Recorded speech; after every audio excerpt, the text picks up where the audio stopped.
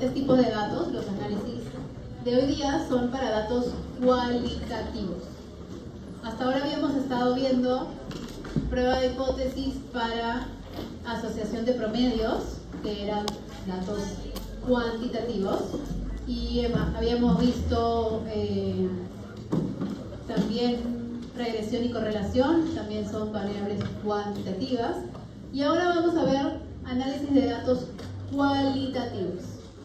En este caso, entonces, tengan en cuenta y recuerden que si nosotros tenemos de nuestras observaciones variables cuantitativas, las podemos transformar en variables cualitativas haciendo categorización de esos datos. Pero les tengo una pregunta. ¿Yo puedo tener una variable cualitativa y transformar en cuantitativa?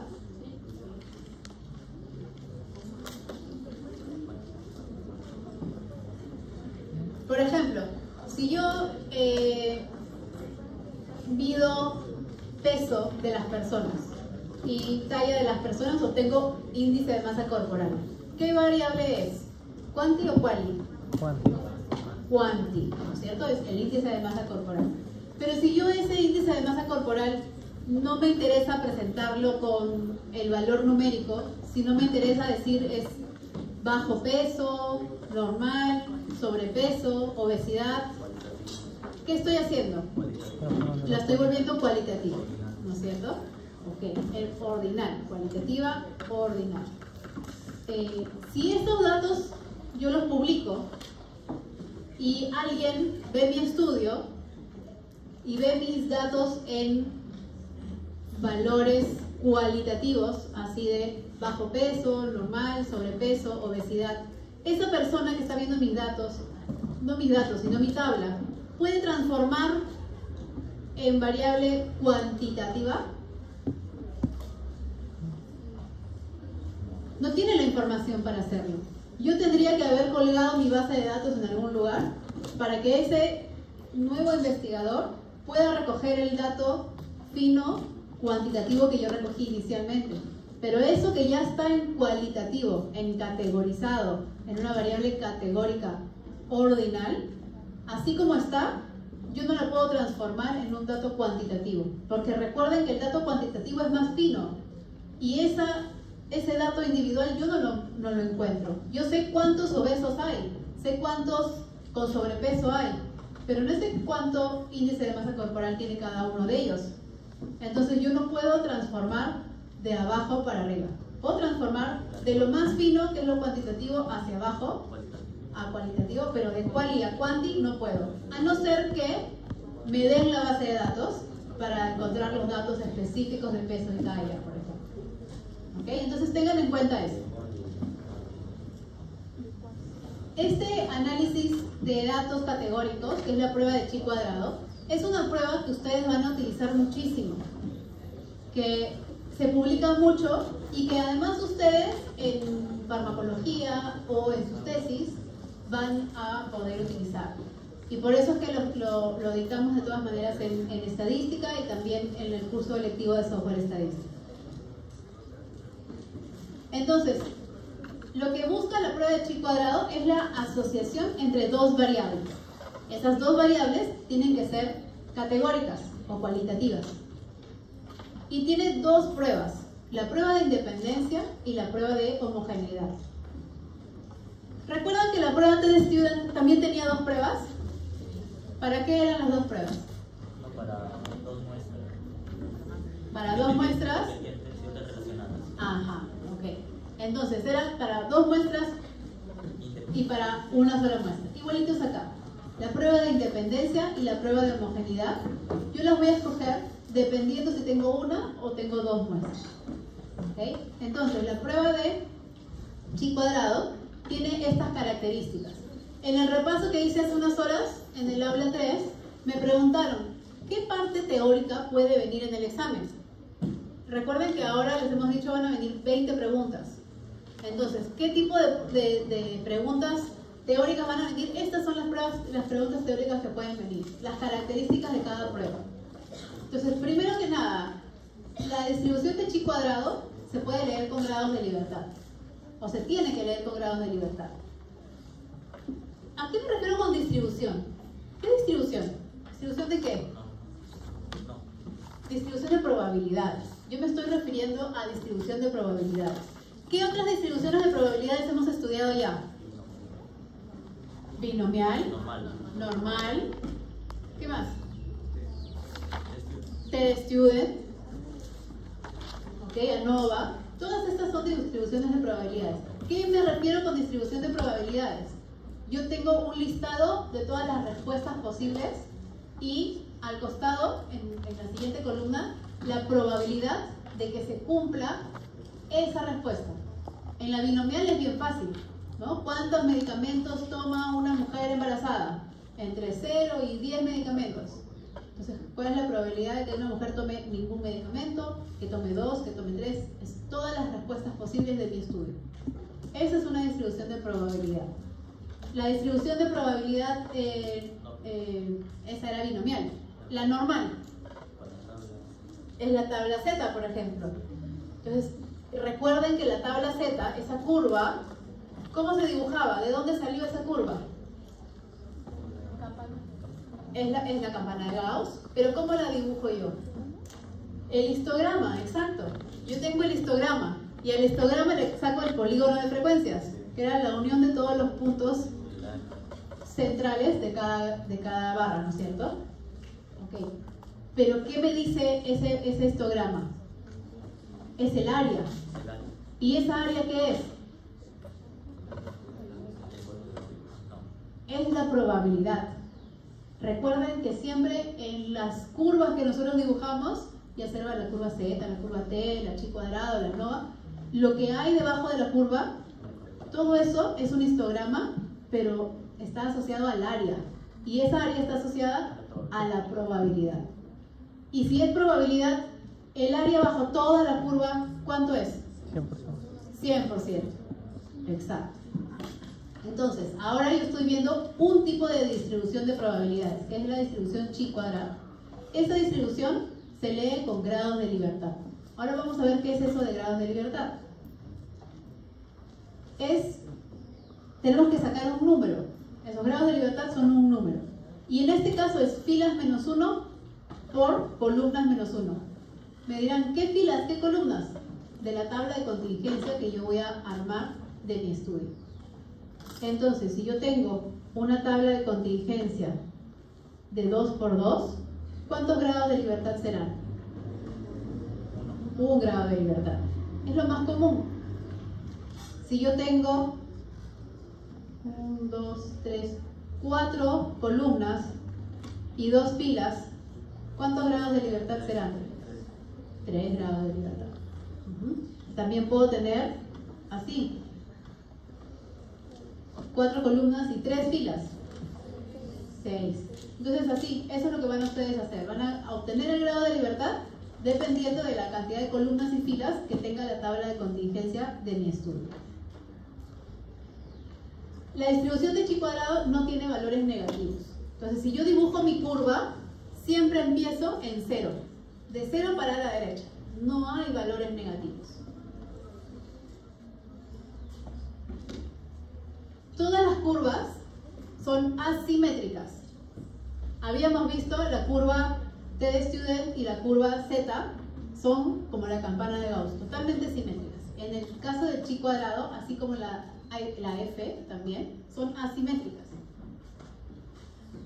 Y esta además es asimétrica hacia la derecha. Cuando aumentan los grados de libertad, las curvas son más chatas y son más extendidas hacia la derecha. Las colas son más pesadas cuando los grados de libertad aumentan. Se utiliza para este tipo de variables, ya lo habíamos dicho, y la media de la distribución de chi cuadrado son los grados de libertad. Entonces, si yo les doy una distribución con una tabla de 2 por 2 y les pido cuál es el promedio de la distribución, ¿cuánto me van a decir? ¿De una tabla de 2 por 2? 1. Ese es el promedio de la distribución. ¿Ok? Ok, entonces a eso me refería. Esas son las curvas de chi cuadrado. ustedes ven la curva, por ejemplo, la curva verde tiene 4 grados de libertad. Empieza a partir de 0, ¿no es cierto? Es el valor más chiquito. Sube con una punta muy alta y luego se hace asimétrica hacia la derecha. Pero la curva marrón, con 15 grados de libertad, también sube más rápido de lo que baja. Sube, pero es más chata. Y si ustedes miran las curvas, incluso hay una curva morada, que es esta de aquí. Con 1 grado de libertad es súper empinada. ¿Ok? ¿Qué le va pasando a esta curva de chi cuadrado conforme tengo más grados de libertad? ¿A qué se va pareciendo? ¿A la curva? A la curva normal, exacto. Conforme más grados de libertad tengo, más se parece a la curva normal. Y estas son las fórmulas que voy a trabajar. Son 2 fórmulas que necesito conocer para poder trabajar con chi cuadrado.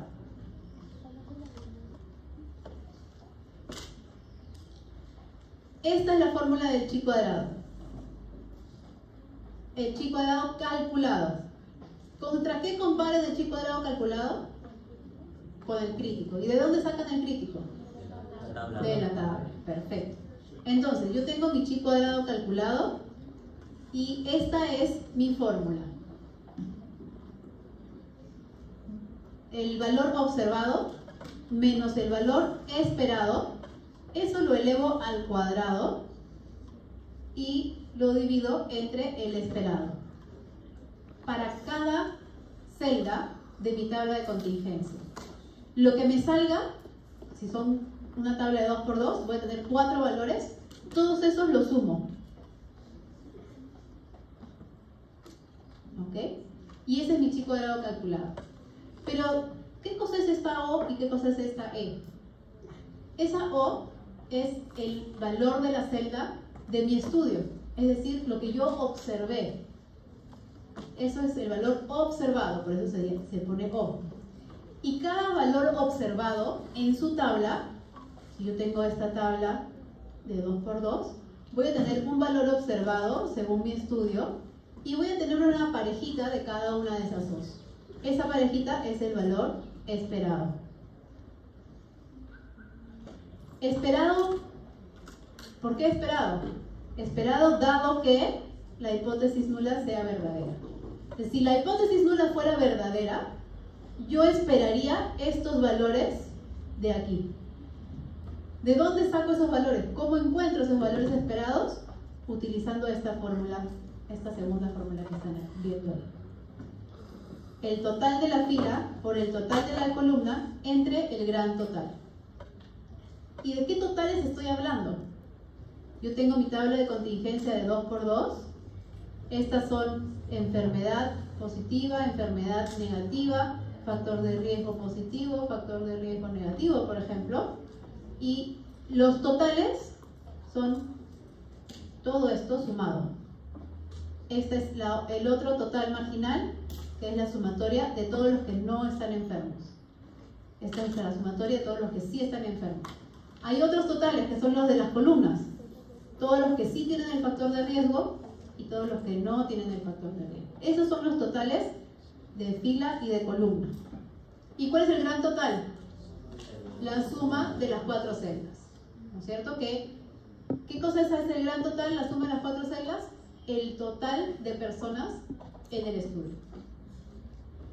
Por eso es N.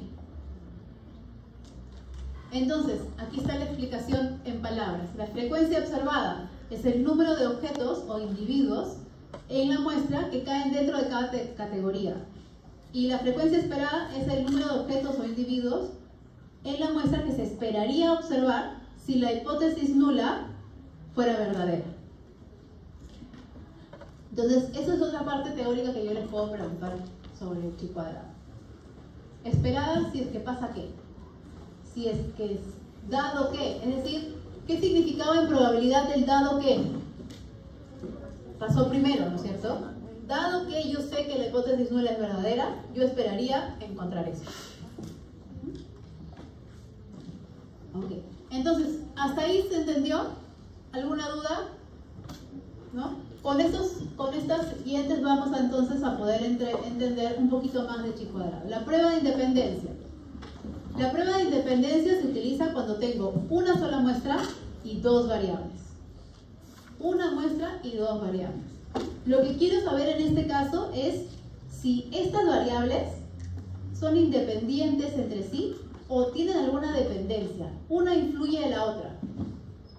Entonces voy a buscar si son independientes o si son dependientes una de la otra. Si se influyen o no se influyen entre sí, esas dos variables. Pero ojo, tengo una sola muestra. ¿Cuántas eran las etapas de una prueba de significación estadística? 5. 5, perfecto. Entonces, esas 5 yo tengo que primero plantear mi hipótesis, buscar el nivel de significación, el estadístico de prueba, la determinación de región de rechazo y la interpretación de los resultados. Esta de acá que están viendo aquí es una curva chi cuadrado. Entonces, ¿cómo determinan la región de rechazo de chi cuadrado?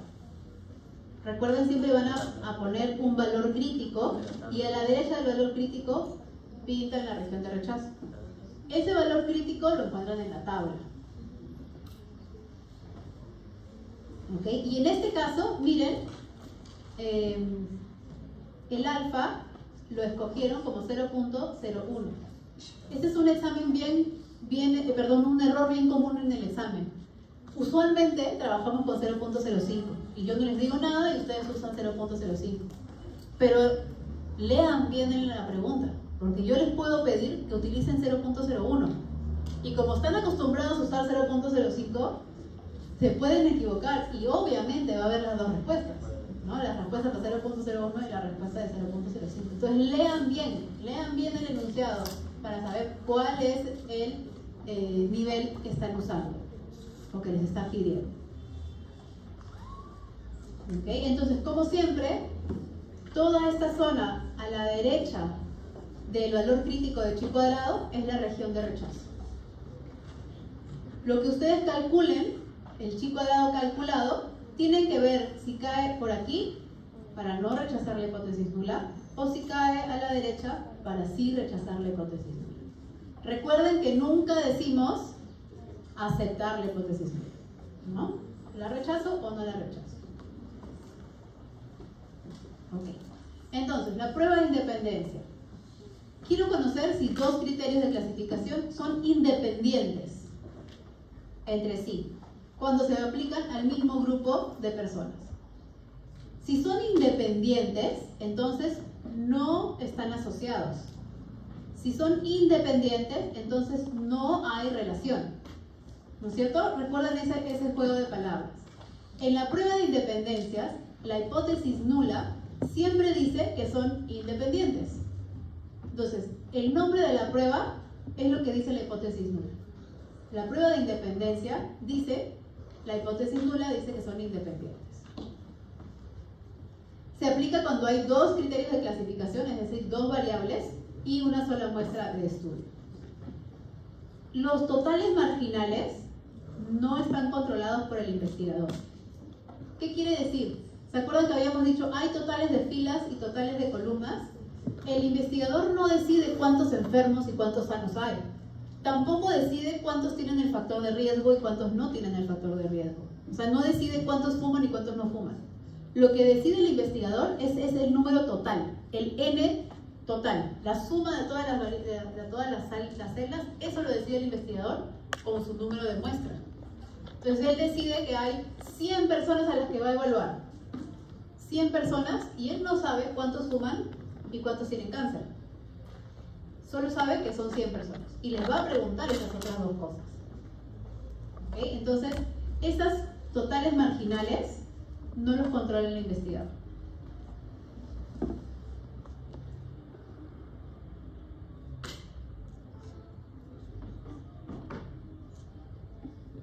Es un estudio usualmente transversal. ¿Qué significa estudio transversal? Como una foto, ¿no es cierto?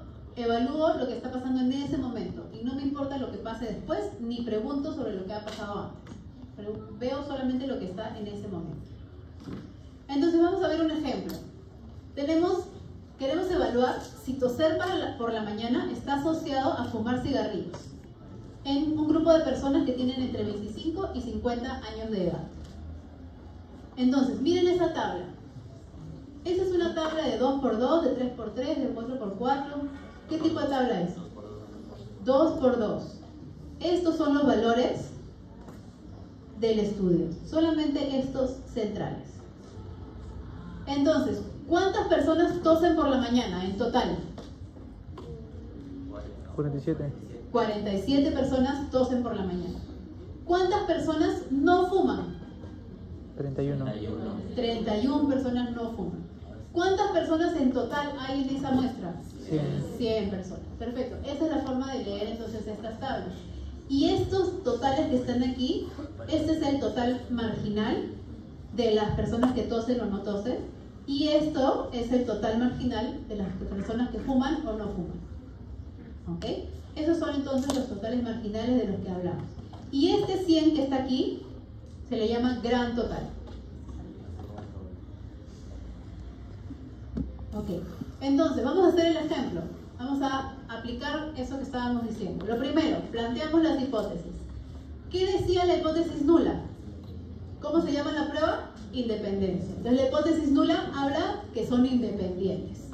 Por lo tanto, también puedo decir que no hay asociación entre toser y... Ajá, exacto, perfecto. Entonces, la hipótesis nula dice que toser por la mañana es independiente de fumar cigarrillos. Y la hipótesis alterna, que es lo que cree el investigador, es que sí hay una asociación. Entonces, toser por la mañana está asociado a fumar cigarrillos. Y determinan el nivel de significación. Aquí es lo que les decía para el examen. Fíjense cuál es, si dice algo, para que usen el correcto. Y luego calculan las frecuencias esperadas para chi cuadrado. Entonces, recordábamos, tenemos nuestra tabla de contingencia de 2×2 y no me acuerdo los valores. 38, 9, 31, 22.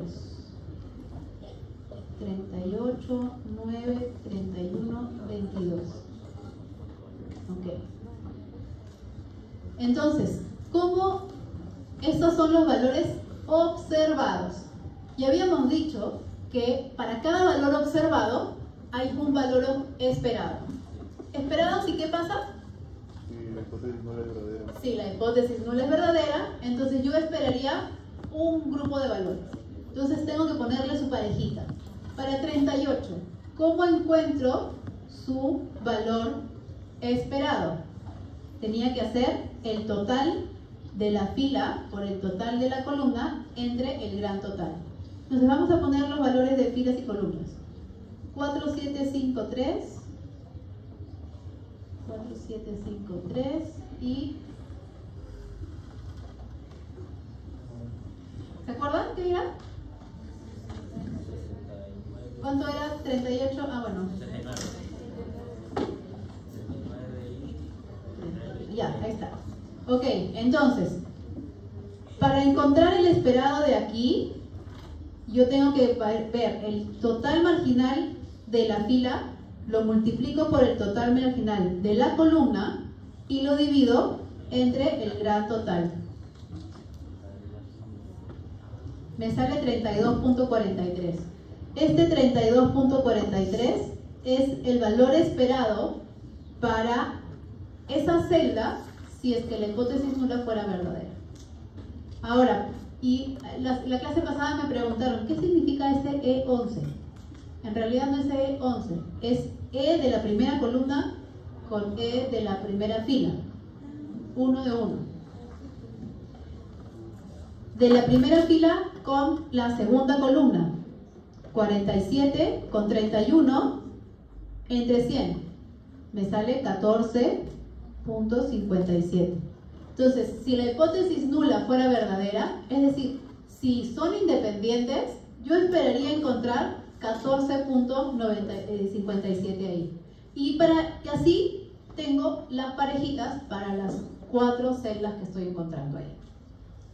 Y una vez que ya tengo todos estos valores esperados, ya puedo sacar el chi cuadrado calculado. ¿Cuál es ese chi cuadrado calculado?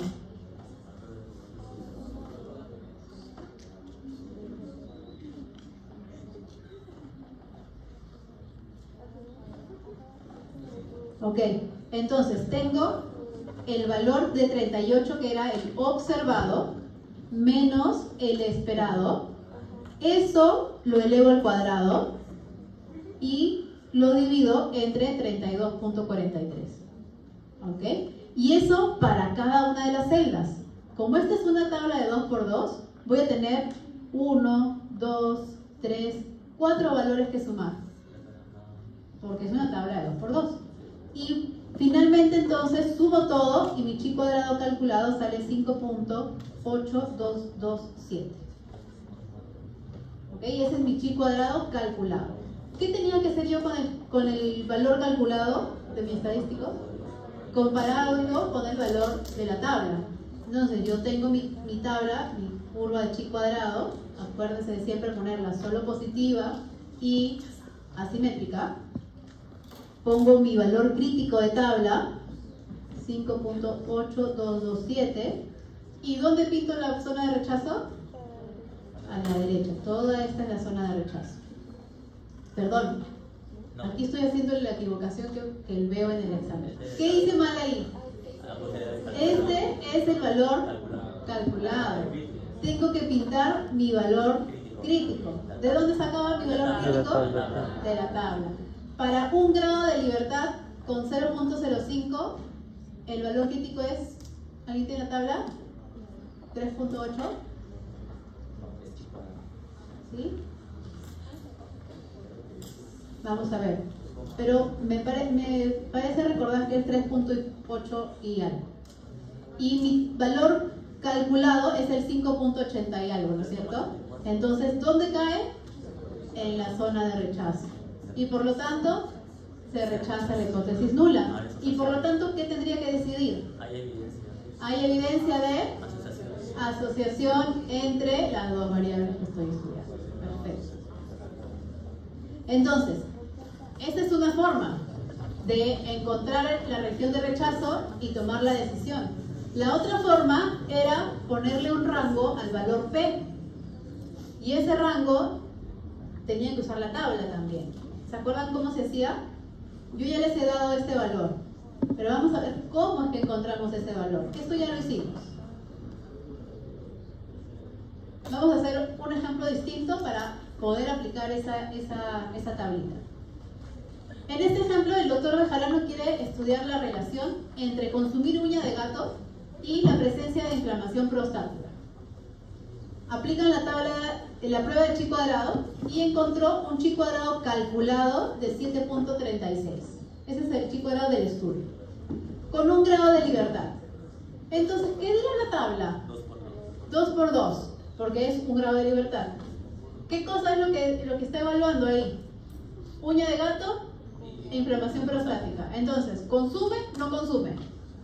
¿Tiene inflamación prostática? No tiene inflamación prostática. Esas son las tablas, o la tabla de este estudio. Y me piden indicar el valor de P. Entonces, en esta pregunta de examen, por ejemplo, yo les voy a pedir cómo es el valor de P. Y el chi cuadrado calculado es 7.36. ¿Cómo encuentro el valor de P ahí? ¿Tienen 1 grado de libertad? Entonces ahí les he puesto la fila de 1 grado de libertad. Recuerden que esta es la columna A, la B, la C, la D, la E, la F, la G, etc. ¿Dónde cae 7.36? Entre la C y la D. Aquí cae 7.36. Entonces, el valor de P está entre este valor y este valor. Entonces ya ubicaron, ya le dan un valor, ya no solamente me pueden decir que es menor que 0.05, me pueden dar un rango específico de ese valor P. Para los que estamos llevando software estadístico, esto es más exacto todavía, porque ustedes meten los datos en el software y les dan el valor exacto de P, ¿no? Pero nosotros tenemos un rango de valores. Y, a ver chicos, ¿ustedes qué datos meten en el software estadístico? ¿La tabla de 4×4?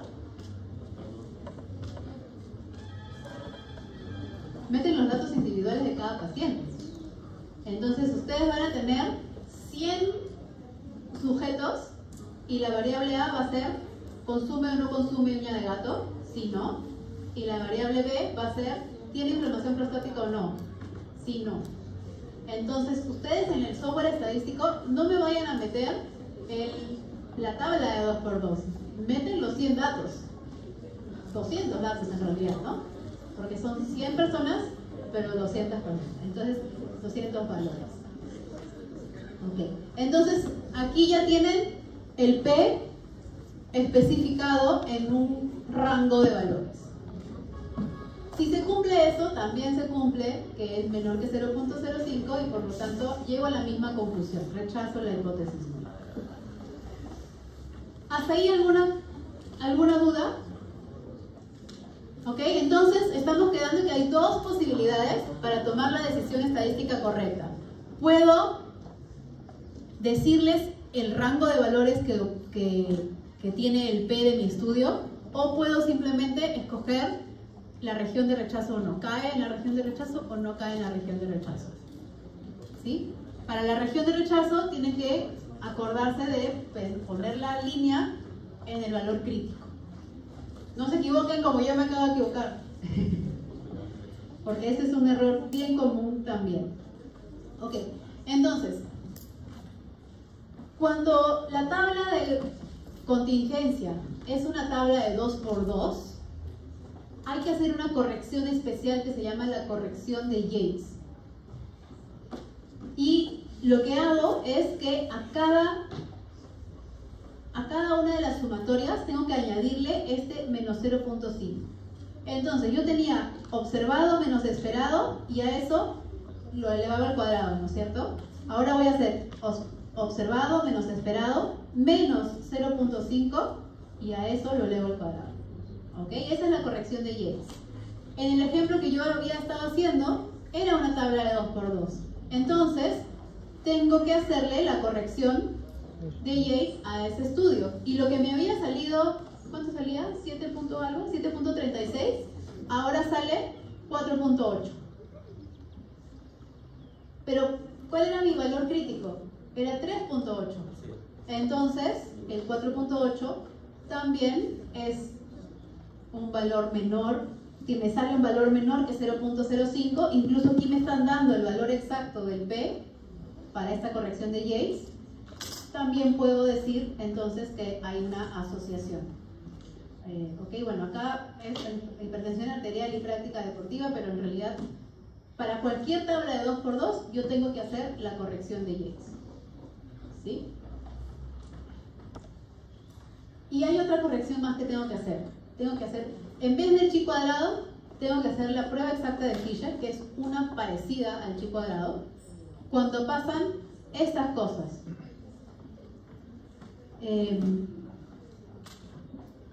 La prueba exacta de Fisher te permite analizar si dos variables dicotómicas, o sea 2x2, están asociadas, pero tengo una muestra muy chiquita y no se cumplen unas condiciones específicas para chi cuadrado. ¿Cuáles son esas condiciones específicas para poder hacer chi cuadrado? Es que cuando yo tengo mi tabla, los valores en cada celda, los valores observados en cada celda, tienen que ser mayor que 5. O que la muestra es muy chiquita. Si mi muestra es menor de 30, entonces tengo que hacer prueba exacta de Fisher. Si mi valor en alguna de las celdas es menor que 5, tengo que hacer prueba exacta de Fisher. Entonces, para poder hacer chi cuadrado, al menos el 80% de valores esperados tienen que ser mayores de 5. Al menos el 80% de los valores esperados en las celdas deben ser mayores de 5. Pero si yo uso una tabla de 2x2, que es lo más común que ustedes van a hacer, todas las celdas tienen que ser mayores que 5. Todos los valores esperados tienen que ser mayores que 5. ¿Ok? Entonces, en el examen yo les puedo preguntar, ¿cuándo se usa una corrección de Yates? O les puedo preguntar, ¿cuándo se usa una prueba exacta de Fisher? O les puedo preguntar, ¿cuáles son las condiciones necesarias para poder aplicar la chi cuadrado y no tener que utilizar la prueba exacta de Fisher? ¿Ok? Todas esas preguntas pueden salir de estas dos diapositivas chiquitas. ¿Y por qué les enseñamos esto? Porque ustedes en farmacología y en sus tesis muchas veces hacen tablas de contingencia de 2×2. Entonces es importante que lo conozcan. Ok, ¿hasta ahí alguna pregunta? ¿No?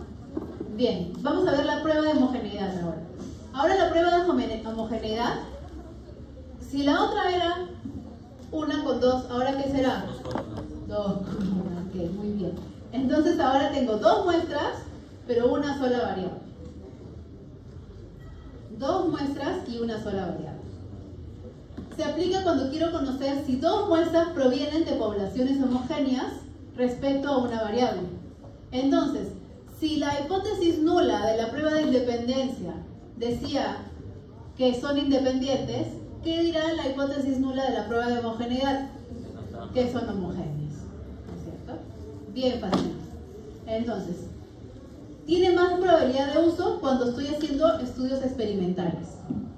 Y la hipótesis nula dice que las muestras se extraen de la misma población, que es lo mismo que decir que las muestras son homogéneas para esa variable que estoy midiendo. Entonces, este es un ejemplo. Recuerden que eran dos muestras, una variable. O por lo menos dos muestras, una variable. Entonces, quiero evaluar la efectividad de un antibiótico en 3 enfermedades de transmisión sexual. La enfermedad A, la enfermedad B y la enfermedad C. Y tengo la curabilidad, sí o no, utilizando ese antibiótico. ¿Cuántas personas tienen en total la enfermedad A? Bueno, ¿cuántas personas no se curaron? 70. ¿Cuántas personas de las que tomaron el antibiótico B sí se curaron? 25.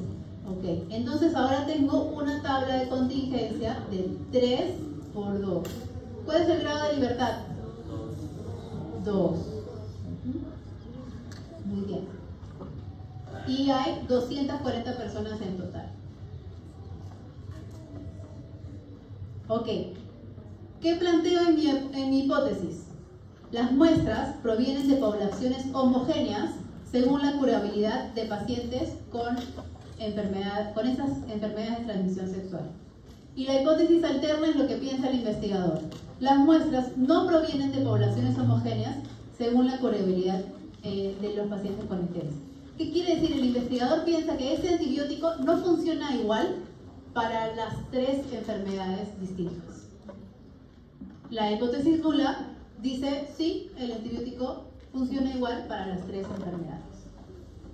Nivel de significación, ya lo escogieron, 0.05. Y ahora tengo 6 valores esperados que tengo que calcular. ¿No es cierto? Porque es una tabla de 3×2. Sumo los 6 valores y me sale un chi cuadrado de 59.34.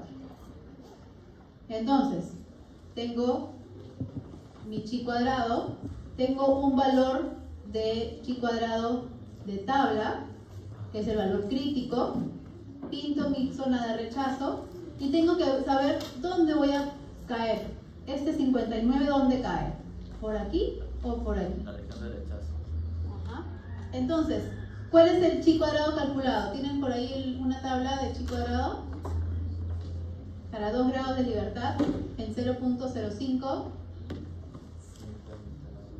No, ese sí no me lo acuerdo. Ok, entonces, acá está. Para 2 grados de libertad, esta es la fila de 2 grados. ¿Cuál es el valor crítico? 5.9915. Entonces, dibujo. Mi valor crítico es 5.9915. A la derecha de eso es la zona de rechazo. Y a mí me había salido 59. ¿Rechazo o no rechazo? Se rechaza. Se rechaza, está por acá, además bien lejos. No, pero depende de poblaciones. ¿Ok? Pero yo les puedo además pedir cuál es el valor de P. ¿Entre qué rango está el valor de P? ¿Cómo encuentran eso? Miren, el valor acá es 1.3 y se va, el valor más grande es 13 y mi valor es 59. O sea, está por aquí, más a la izquierda todavía. Por lo tanto, el P es menor que 0.001, este valor que está aquí. Es la actividad, ¿no? Vamos a cerrar.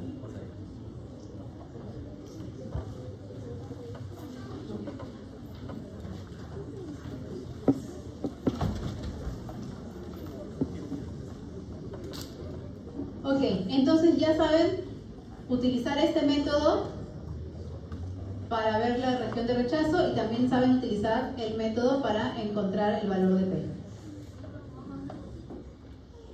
Ahora les doy el valor de P, en este caso es menor que 0.05, decido rechazar la hipótesis nula y ¿cómo concluyo? Hay evidencia que las muestras no provienen de poblaciones homogéneas, ¿no es cierto? También pueden decir, la capacidad de curabilidad del antibiótico difiere en las 3 enfermedades.